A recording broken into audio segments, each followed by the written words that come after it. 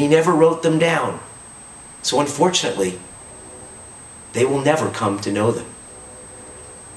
So you need to write it down. Imagine, I know this may seem a little morbid, but imagine your children, or your loved ones if you don't have children, reading your most cherished values right after you die. Or on the yahrzeit, the anniversary of your death. Or maybe by some miracle, even reading about these values and appreciating them while you're still alive. It brings tears to my eyes, but it starts with you thinking about these things, writing your own ethical will, your own last lecture, your own Torah. One final story relating to all this.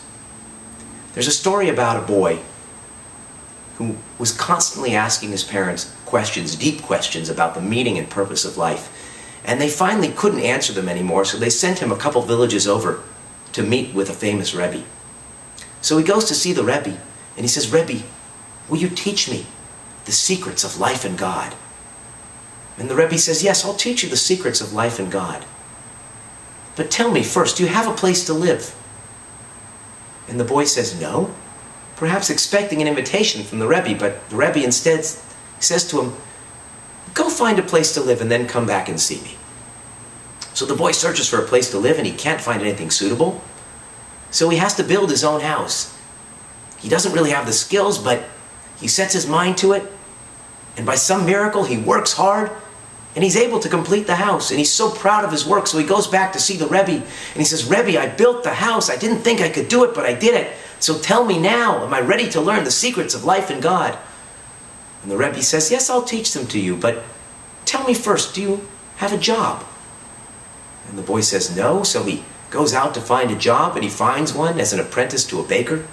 And he learns to bake cakes and breads, and he bakes the finest breads and cakes that he can find, and he brings them back to the Rebbe.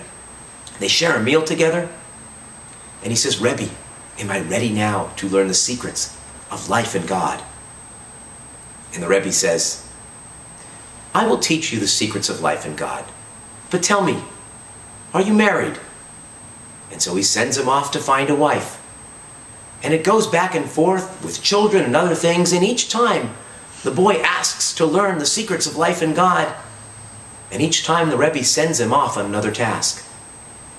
At a certain point, the boy's mother becomes very ill, and he has to return to his village to be with her. So he does.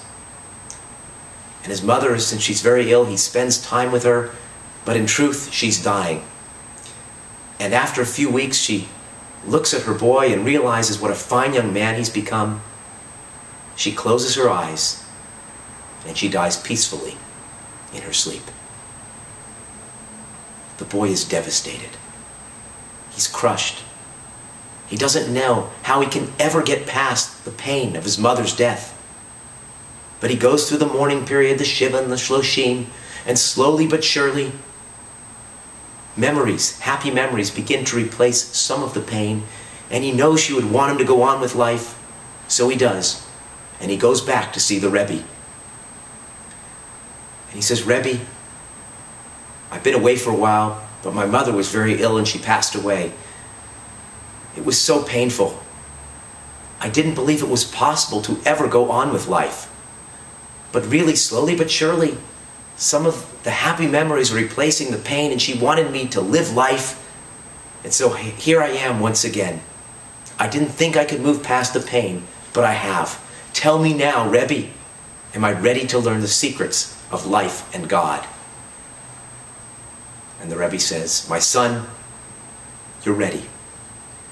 When you came to me those years ago, you were looking for the secrets to life and God out there in the universe, in the beyond. But now you realize that the secrets to life and God come from living life, by building, by planting, by growing, by overcoming life's obstacles and pains. I don't need to teach you the secrets to life and God, for you have already found them. Well, the boy eventually became a famous Rebbe himself, and any time people would approach him with deep questions about the meaning of life and the secrets of God, he would respond with his own question. Do you have a place to live? My friends, the secrets to life in God cannot be found in a book. They can't be purchased in a store. They come from living life and thinking deeply about its meaning. They come from building and planting and growing and overcoming life's obstacles and pains. Write your own Torah. Write that ethical will. Write your own last lecture. You will not only be following the 613th commandment, the last commandment of the Torah, but you will be giving yourself and your loved ones a most precious gift. L'shana tova tikatevu. May you have a good new year, and may you be written in the book of life. Amen.